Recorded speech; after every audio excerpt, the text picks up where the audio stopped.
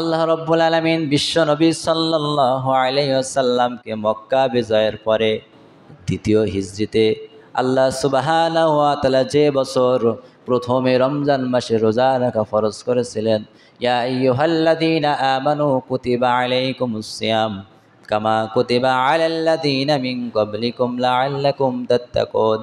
এই আয়াত যেইবার নাজিল হয়েছিল আর সর্বপ্রথম যে মাসটা থেকে রমজান মাস রোজা ফরজ হয়েছিল, সেই মাসের প্রথমেই আল্লাহ রব্বুল আলামিন বিশ্বনবী সাল্লাল্লাহু আলাইহি ওয়াসাল্লামকে বদর যুদ্ধের ঘোষণা করলেন। কাফেরদের বিরুদ্ধে লড়াই করার জন্য বদর যুদ্ধ 17ই রমজান অনুষ্ঠিত করলেন। সেই যুদ্ধেরকে বলা হয় গজওয়াতুল বদর, বদরের যুদ্ধ। এটি দ্বিতীয় হিজরিতে 17ই রমজানে অবস্থান হয়েছিল। ইংরেজি মাস ছিল 17ই মার্চ। 624 খ্রিস্টাব্দে এই বদর যুদ্ধ অনুষ্ঠিত হয়েছিল। বিশ্বনবী সাল্লাল্লাহু আলাইহি সাল্লাম সেখানে কুরাইশদের মধ্যে সংগঠিত হয়েছিল যুদ্ধ। ইসলামের ইতিহাসে এটি হলো সর্বপ্রথম যুদ্ধ। এই যে ইসলামের ইতিহাসের ভিতরে সর্বপ্রথম যুদ্ধটার নাম কি? বলেন বলেন। বদর যুদ্ধ। নাম কি? এগুলো ইতিহাস জানা দরকার, যেহেতু আমরা মুসলিম।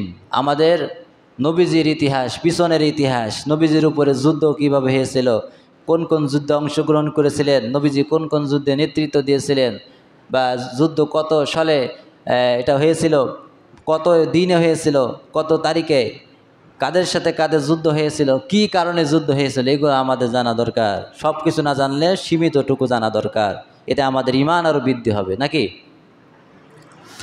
এই 17ই রমজান বিশ্ব নবী সাল্লাল্লাহু আলাইহি সাল্লামের বিরুদ্ধে যুদ্ধ করেছিল কাফেরেরা। আবু জাহেলের নেতৃত্বে যুদ্ধ হয়েছিল।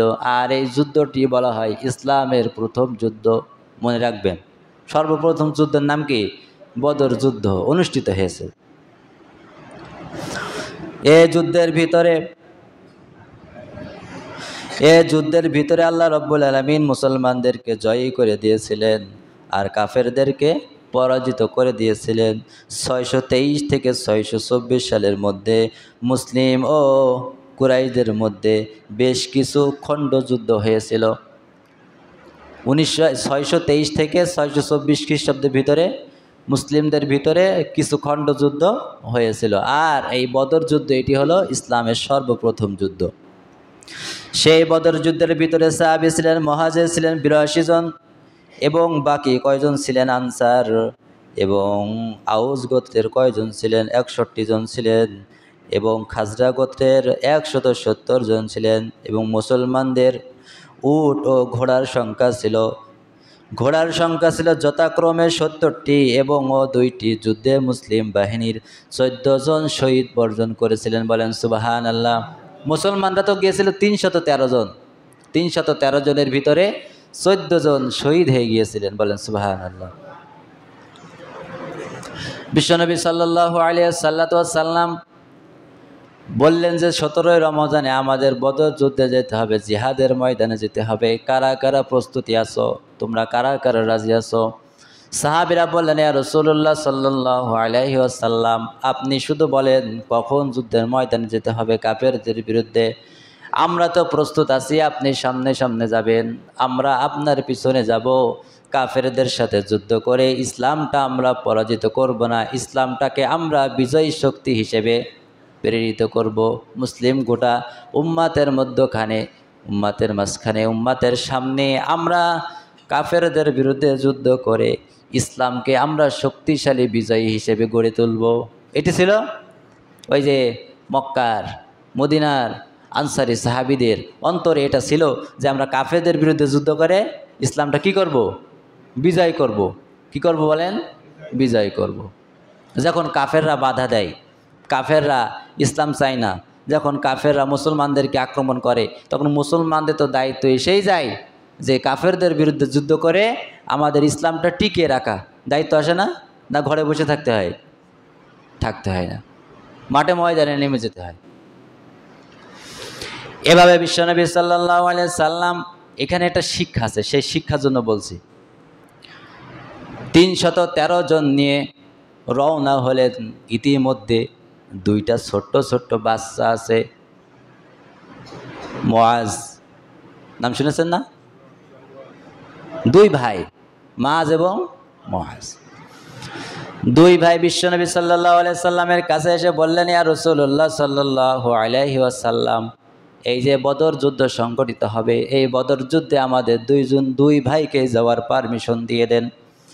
বিশ্বনবী বললেন, মুআজ এবং মুআজ, তোমরা তো ছোট মানুষ, 11 এবং 13 বছর বয়স, তোমরা তো ওই যুদ্ধের ময়দানে যে অংশগ্রহণ করতে পারবা না, কাফেরদের বিরুদ্ধে তোমরা তো যুদ্ধ করতে পারবা না, অনেক ছোট্ট মানুষ।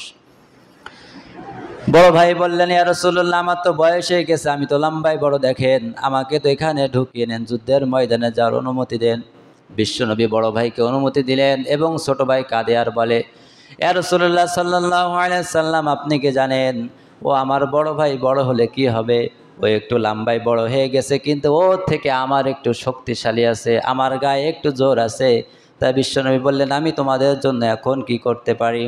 মুআজ এবং মুআজের ছোট ভাইটা বলল, ইয়া রাসূলুল্লাহ, আমাদের দুই ভাইয়ের ভিতরে লড়াই লাগিয়ে দেন, কুস্তি লাগিয়ে দেন, দেখবেন যার গায়ে জোর আছে সে উপরে থাকবে, আর যার গায়ে দুর্বল আছে সে মাটির নিচেই শুয়ে থাকবে।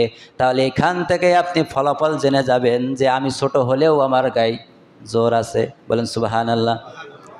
বিশ্বনবী সাল্লাল্লাহু আলাইহি সাল্লাম তাই বললেন এবং ছোট ভাই বললেন, ও বড় ভাই, তুমি তো আমার সব থেকে বড়, একই সাথে খেলাধুলা করি, একই বিছানায় ঘুমাই, একই সাথে খাবার খাই, একই মায়ের দুই ছেলে আমরা, তুমি তো বড়, ও ভাই অবশ্যই তো তোমার গায়ে শক্তি অনেক বেশি। ভাই আমি তো ছোট বলে নবীজি আমার যুদ্ধের জন্য অনুমতি দেন না। চোখ টোয়া মেরে দিলেন। বড় ভাইকে বললেন, ছোট ভাই বললেন, ও বড় ভাই, তুমি আমার একটু সহযোগিতা করবা, তুমি একটু নরম হবা, অমনে করে আমি তোমাকে নিচে ফেলে আমি ছোট, তোমার উপরে থাকবো, নবীজিকে দেখাই দেব যে আমি বড় কি শক্তিশালী। এইভাবে দুই ভাইয়ের পরামর্শে বিশ্বনবী দুই ভাইকেই যুদ্ধে যাওয়ার জন্য অনুমতি দিয়ে দিলেন। বলেন সুবহানাল্লাহ। তদানীন্তন সময়ে ছোট্ট বাচ্চাদেরকে যে ঈমান ছিল, আমাদের বুড়া হয়ে গেলেও সেই ঈমান এখনও ফিরে আসে নাই। ওই সময়ে ছোট বাচ্চাদের যে ঈমান ছিল, এখনকার সময়ে আমাদের বড় হলেও আমাদের সেই ঈমান এখনও আনতে পারি নাই।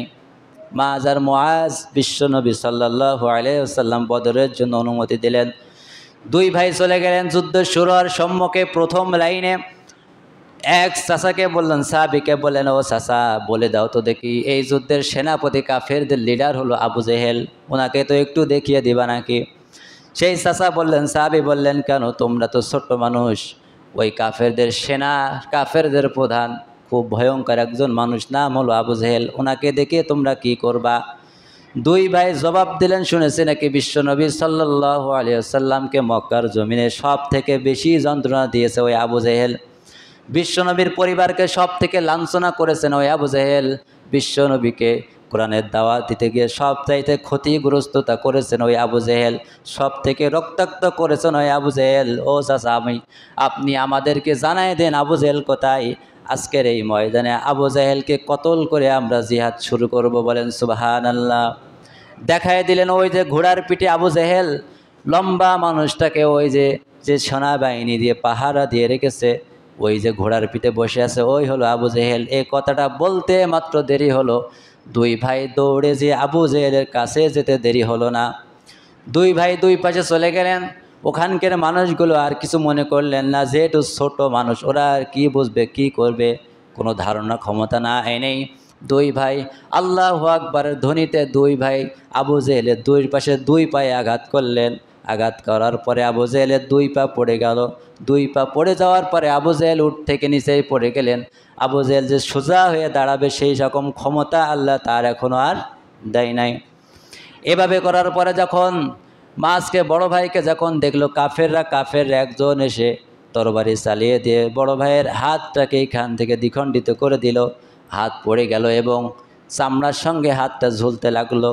হাতের থেকে তরবারি পড়ে গেল, সঙ্গে সঙ্গে তরবারিটা বা হাতে নিলেন, বা হাতে যুদ্ধ করতে শুরু করে দিলেন। এমন অবস্থায় বা হাতে যুদ্ধ করতে যে ডান হাতের এই যে নাড়াচাড়া লেগে ডিস্টার্ব হয়ে যায়, এজন্য পায়ের তলে হাত রেখে জোরে একটা টানা দিয়ে হাতটা দুই দিকে ফেলে দিলেন। বা হাতে জিহাদ করতে শুরু করে দিলেন, যুদ্ধ করতে শুরু করে দিলেন। এমতো অবস্থায় কাফেরেরা বা হাতে আঘাত করলে বা হাতটা কেটে পড়ে যায়। এমতো অবস্থায় যে বড় ভাই এক কোনায় দাঁড়িয়ে টুকরে টুকরে কান্না করে। দুই হাত নাই, আর যুদ্ধ করবে কি দিয়ে? দুই হাতই তো নাই, তো যুদ্ধ করবে কি দিয়ে? এখন কান্দে আর কি করবে? এখন কাফের সেনাবাহিনীরা এসে বড় ভাইকে আঘাত করে সেখানে জমিনে শহীদ করে দিলেন। এই হলো বদর যুদ্ধের কাহিনী, সীমিত আপনাদেরকে বললাম। এই যে বদর যুদ্ধ যখন শুরু হয়, সর্বপ্রথমে ওই যে কাফেররা ছিল 1000 আর মুসলমান বাহিনী ছিল 3000। এখানে মুসলমানদেরকে বালুর মধ্যে দেয়া হয়েছিল, কাফেরদেরকে দেয়া হয়েছিল মাটির ভিতরে, যাতে যুদ্ধ করতে শক্তিশালী হয়। বদর যুদ্ধ শুরু হওয়ার সময় বিশ্বনবী সাল্লাল্লাহু আলাইহি ওয়াসাল্লাম সকল সাহাবীদেরকে বললেন, ও সাহাবীরা, তোমরা তো যুদ্ধ করতে এসেছো, তোমরা সকলে রোজাটা ভেঙে ফেলো। কি করো? এই মূল শিক্ষা এটা, এখান থেকে বলবো। রমজান মাসের রোজা 17ই রমজান, 17ই রমজান এই বদর যুদ্ধ অনুষ্ঠিত হয়েছিল। বিশ্বনবী সাল্লাল্লাহু আলাইহি সাল্লাম যুদ্ধের ময়দানে যে বললেন, সাহাবীরা তোমরা সবাই রোজা ভেঙে ফেলো। আচ্ছা বলেন, এর জানো কথা, আমি আপনি ভাঙবো রোজা? কেউ রোজা ভাঙে না, বিশ্বনবী সাল্লাল্লাহু আলাইহি সাল্লাম রোজা ভাঙেন না। জিব্রাইল আমিন বললেন, ইয়া রাসূলুল্লাহ সাল্লাল্লাহু আলাইহি সাল্লাম, আপনি যতই সাহাবীদেরকে আদেশ করেন না কেন, এই বিধানটা আল্লাহ সরাসরি দিয়েছে, কেউ ভাঙতে চান না। যতক্ষণ নবী আপনি সবার সামনে রোজা ভেঙে না দেখাবেন, ততক্ষণ পর্যন্ত আপনার এই সাহাবীরা একটা ওইখানে রোজা আর ভাঙবে না। বিশ্বনবী সাল্লাল্লাহু আলাইহি সাল্লাম সর্বপ্রথম পানি পান করে রোজা ভাঙলেন এবং সাহাবীদেরকে রোজা ভেঙে দিলেন এবং বললেন, ও আমার সাহাবীরা, রোজা ভাঙার কারণ হলো, তোমরা কি জানো আজকে কাফেরদের সাথে আমাদের মুসলমানদের যুদ্ধ, যদি আজকে কাফেররা আমাদেরকে উপরে জয় হয়ে যায়, আমাদেরকে বিজয় করে দেয়, ইসলামটা ধ্বংস করে দেয়, তাহলে বলেন তো দেখি, ইসলামটাই যদি না থাকে, ও সাহাবীরা বলো তো দেখি, তোমরা যে মাহে রমজানে রোজা রেখেছো, এই রোজার কোনো তোমাদের দাম হবে না। আর যদি দিন না থাকে, ইসলাম না থাকে, তা রোজা রাখবেন কি করে আপনি? নাকি অনেকে দেখবেন ছেলে বিয়ে দেয়, ছেলে বিয়ে দেওয়ার পরে 2 মাস পরে ছেলেটা মারা যায়। মারা যাওয়ার পরে বৌমা কি বলেন তো দেখি ওই বাড়িতে থাকবে? 1 মাস, তারপরে 1 সপ্তাহ 2 সপ্তাহ পরে কী করবে? চলে যাবে। 2 মাস 3 মাস ইদ্যত পালন হওয়ার পরে আবার অন্য জায়গায় কী করবে? বিবাহ দিবে। নবীজি বললেন, ও সাহাবেরা, ইসলাম তো মূল, ইসলামটা হলো গোড়া। আজকে কাফেররা ইসলামকে ধ্বংস করে দিতে এসেছে, দিনকে ধ্বংস করে দিতে এসেছে। আজকে যদি রোজা রাখা অবস্থায় দুর্বলতার কারণে দিনটা যদি অক্ষয় হয়ে যায়, দিনটা যদি পদতলে চলে যায়, তাহলে বলেন এই রোজা রাখার কোনো লাভ হবে না। এই জন্য বলছে আগে দিনটা ঠিক করো, আগে দিনটা প্রতিষ্ঠা করো। দিনটা যদি কাফেররা পরাজয় করে দেয় আর দিনটা যদি বিজয়ী না হয়, তাহলে রোজা রেখে কোনো লাভ নাই, নামাজ পড়ে কোনো লাভ নাই। আগে দিন ঠিক করতে হবে, দিনটা বিজয় করতে হবে, তারপরে নামাজ রোজার কথা বলেন, ঠিক কিনা? খন্দকের যুদ্ধের কথা আপনারা জানেন। খন্দক খুঁড়তে খুঁড়তে বিশ্বনবী সাল্লাল্লাহু আলাইহি ওয়াসাল্লাম 4 ওয়াক্ত নামাজ কাজা করেছিলেন। কয় ওয়াক্ত? আচ্ছা, নামাজ কাজা করা যায় আছে নাকি? 4 ওয়াক্ত নামাজ কাজা করেছিলেন। 17ই রমজান বিশ্বনবী বদর যুদ্ধ করতে যে কাফেরদের সাথে যুদ্ধ করার জন্য একটি রোজা ভেঙেছিলেন। তাহলে এখান থেকে বোঝা যায় যে নামাজ রোজার চাইতে বড় একটি ইবাদত হলো দিনটাকে বিজয় করা। কি করা? কথা বলেন, কি করা? আর সেটা করতে হবে এই রমজানে বাইয়িনাতিম মিনাল হুদা ওয়াল ফুরকান। রোজা রাখা অবস্থায় এই রোজার মাসে কী করবা? সত্য মিথ্যা পার্থক্য করবা। সত্য মিথ্যা পার্থক্য করে সঠিক পথটাকে তুমি বেছে নিবা। আর বেসঠিক পথ, মিথ্যা পথ, কুফরি পথ, শয়তানি পথ, মতবাদ যা আছে সবগুলো দূরে ছেড়ে দিয়ে সত্য মিথ্যা পার্থক্য করে সঠিক রাস্তা দিয়ে এই রমজানে তুমি চলাচল করবা। এই মূল কারণ হলো এটা। তাহলে দিন যদি না থাকে নামাজ পড়ে লাভ নাই, দিন যদি না থাকে রোজা রেখে লাভ নাই। এই জন্য আগে আমাদের দিনটাকে বিজয়ী শক্তি হিসেবে দাঁড় করাতে হবে। রাজি আছেন তো? ইনশাল্লাহ। ইনশাল্লাহ তো জোর হলো না। ইনশাল্লাহ বলেন। ইনশাল্লাহ কাজ করতে হবে তো। ইনশাল্লাহ বলে লাভ নেই। ইনশাল্লাহ বলে বসে থাকলাম, সময় যখন আসলে যুদ্ধের ময়দানে ওই ছোটো বাচ্চাদের মতন যদি ঈমান থাকে, তাহলে বোঝা যাবে সামনে যুদ্ধের ময়দান যখন আসবে সমাজে, তখন বোঝা যাবে যে ওই মাঝ মোয়াজে যে ঈমান, সেই ঈমান আমাদের আছে কিনা। যদি ইসলামটা বিজয় হয়ে যায়, তাহলে বুঝবেন যে মাঝ মোয়াজের মতো ঈমান আমাদেরও আল্লাহ দিয়েছেন। এটা দেখিয়ে দিতে হবে গোটা বিশ্বকে যে না, বাংলাদেশে মানুষের ইমান আছে, ইমানের জোরে আজকে ইসলামটা বিজয় হয়ে গেছে। বলেন ঠিক কিনা? সে কাজটা করতে হবে আমাদের। সম্মানিত ভাইরা, এই কাজ যদি না করতে পারেন তাহলে এই যে রোজা রাখছেন না, কোনো কাজ হবে না। এই যে নামাজ পড়বো না, কোনো কাজ হবে না। কেননা আল্লাহর রসুল যেখানে বাদ দিয়ে দিয়েছেন নামাজ রোজা, সেখানে আপনি কত বুজুর্গ মানুষ, আপনার রোজা রাখতে হবে, দিন কায়েমের কোনো খোঁজ নেই, নামাজ পড়েই যেতে হবে, দিন কায়েমের কোনো খোঁজ নেই নাকি? কত ইমানদার হয়েছেন আপনি? আল্লাহ রসুলের চেয়ে বেশি ইমানদার না।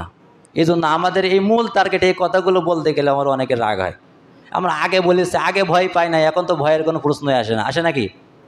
এই ভীষ্মতায় আমার থ্রেট দিয়েছিল, কত বড় ওর মতো মানুষ আমাকে তাই কি একটা বলেছিল, যাই হোক সেটা নাই বলি। তো তখন কোনো পরোয়া করি নাই, এখন তো কোনো কথাই আসে না। আসে নাকি বলেন? আচ্ছা, আমরা ইসলামের পক্ষে থেকে কারোর ভয় রাঙামো চোখে দেখব না, কারো কে কি বললো না বললো সেদিকে আমরা খেয়াল করব না। আমরা চলবো আমাদের গতিতে। কার গতিতে? আমরা করবো আমাদের গতিতে। ইমানদাররা চলবে ইমানের গতিতে। আল্লাহ এবং তার রাসূল কি বলেছেন সেই প্রেসক্রিপশন অনুযায়ী আমল করবে, তার গতিতে সে চলবে। কিরা কি বললো না বললো সেটার দিকে খেয়াল করার কোনো প্রশ্নই আসে না। আল্লাহ তাআলা বলছে, ওয়ালা তাহিনু ওয়ালা তাহজানু ওয়া আনতুমুল আ'লাউনা ইন কুনতুম মুমিনিন। হতাশ হইও না, নিরাশ হইও না, ইমানদার যদি হও সঠিক বিজয় আল্লাহ তোমাদেরই দান করবেন। বলেন সুবহানাল্লাহ। এজন্য মাঝ মওয়াজের মতো ইমান আছে কিনা সামনের এই দিনে দেখা যাবে ইনশাআল্লাহ। আমরা দেখিয়ে দেবো বিশ্বকে, আর আল্লাহকে দেখিয়ে দেবো আল্লাহ আমাদের ইমান আছে, ইমানে জোরে ইসলামটা আমরা বিজয় করতে চাই। আল্লাহ তাআলা আমাদের সেই আশা আকাঙ্ক্ষা মৃত্যুর আগ পর্যন্ত লড়ে হলেও করা তৌফিক দিন। বলেন আমিন।